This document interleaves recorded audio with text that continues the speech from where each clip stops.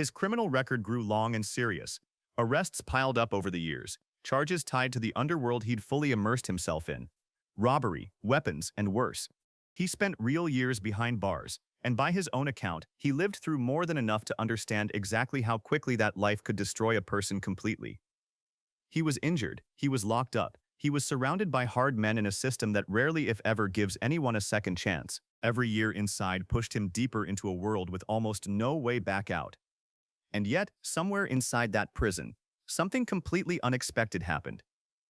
A theater program came through the facility. An ordinary, small opportunity most men would have ignored. But a man shaped entirely by violence found, for the first time in his life, another way to command a room's attention, and it would change everything that came after. It sounds almost too perfect to be real. But that's exactly what makes this part of the story so striking. In a prison theater program, this man discovered acting, and discovered he had something rare, something nobody had ever pointed out to him before. He had presence, he had timing, and most importantly, he had an authenticity that no acting school on earth could ever teach someone from scratch. If a script called for menace, swagger, or real street credibility, he never had to invent a single bit of it. He simply reached back into his own past and pulled it forward, using years most people would want to forget as raw material.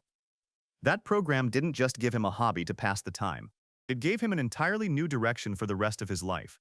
One nobody, least of all him, ever saw coming when he first walked into that room. After getting out, he began trying to build a completely new life.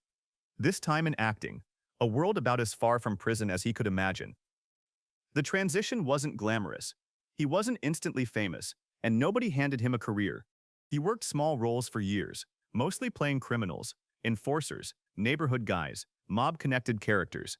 The only world he truly knew from the inside out.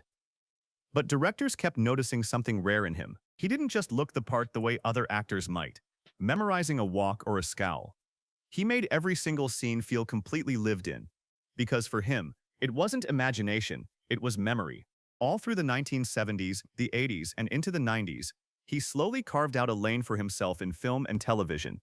Because that gritty, dangerous energy was simply the energy he naturally carried with him everywhere he went.